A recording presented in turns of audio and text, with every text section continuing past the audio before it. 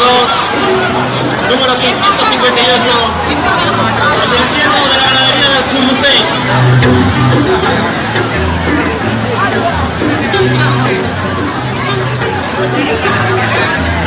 Vamos a ir orientando, entrando a la vaca.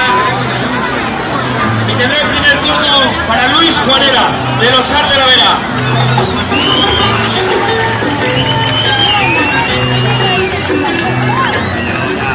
Vamos a ver qué nos sorprende Luis. Ahí va. Y el torero, ¡fuerte el aplauso para él! ¡Sí señor, Chicharrojo!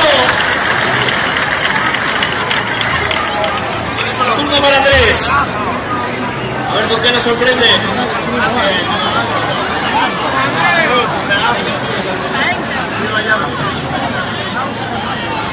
A ver si se centra un poquito la vaca. Subimos arriba. Turno para Andrés. Ahí va. Y el torero. ¡Fuerte la bolsa para él! Turno para el chaval de Moraleja, Carlos Juanca. A ver con qué nos sorprende. ¡Y el torero! ¡Impresionante tiempo de Carlos Juanca! ¡Fuerte aplauso para él!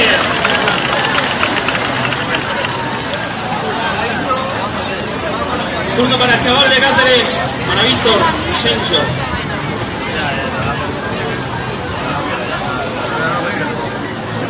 A ver con qué nos sorprende Víctor. Nos recogemos todo el mundo, cuidado. Cuidado. Mirad que torero. Eso es torero. Eso es. Se va cruzada la vaca. La volvemos a poner. Importantísimo que la gente de abajo no se mueva. Importantísimo. Vamos a verlo, torero. Palmas, Lozar. Palmas.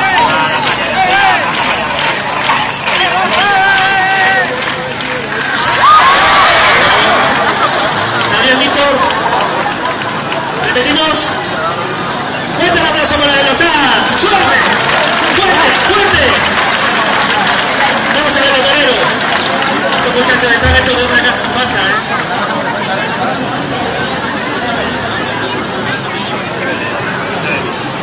Vamos a ver con qué nos sorprende. Palma, palma. Vamos que esto se va a poner calentito. Arriba, arriba. ¡Sí, señor! Turno para Juanera. Se va a ir poniendo esto muy caliente, Son compañeros, pero aquí hay rivales, Dentro del ruedo son rivales.